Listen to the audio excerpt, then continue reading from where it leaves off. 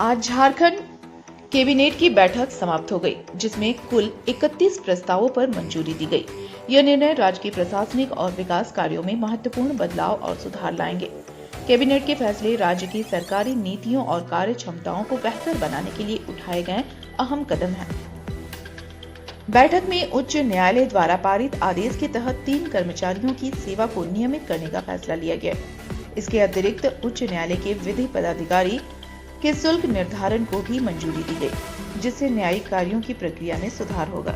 Cabinet ने अपर न्यायालय को विशेष न्यायालय का दर्जा देने की स्वीकृति दी, जिससे न्यायिक प्रणाली में अधिक गति और प्रभावशीलता आएगी। साथ ही राधेश्याम मांझी नामक अभियंता पर अधिरोपित दंड को परिमार्जित करने का निर्णय भी लिया गया। स्वर्गीय नागेंद्र सिन्हा के एयर एम्बुलेंस से यात्रा के व्यय को भी कैबिनेट द्वारा मंजूरी दी गई। यह फैसला उनके परिवार के प्रति संवेदनशीलता और सहानुभूति का प्रतीक है। और मांझी जैविक उद्यान में भगवान बिरसा की 9 फीट की प्रतिमा स्थापित करने के प्रस्ताव को मंजूरी दी गई।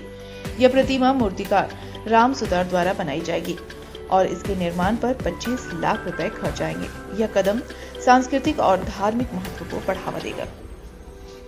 पीडीएस दुकानों में ई-पोस्ट मशीन के लिए कंपनी को समय सीमा विस्तार का निर्णय लिया गया। इसके अतिरिक्त चिकित्सा महाविद्यालय में 3 वर्षों के आवश्यक सेवा के नियमावली में संशोधन किया गया, जिससे चिकित्सा सेवा की गुणवत्ता में सुधार होगा।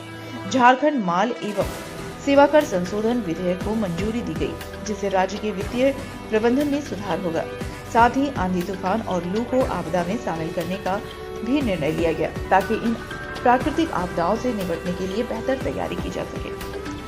राज्य के खनिज संसाधनों और कोयला उद्योग में रेगुलेटेड और पावर सेक्टर के कोयले पर सेस लगाने का फैसला किया गया है। साथ ही लातेहार के सिकनी खान के पट्टे को विस्तार मिलने से खनन कार्यों में वृद्धि की संभावना है।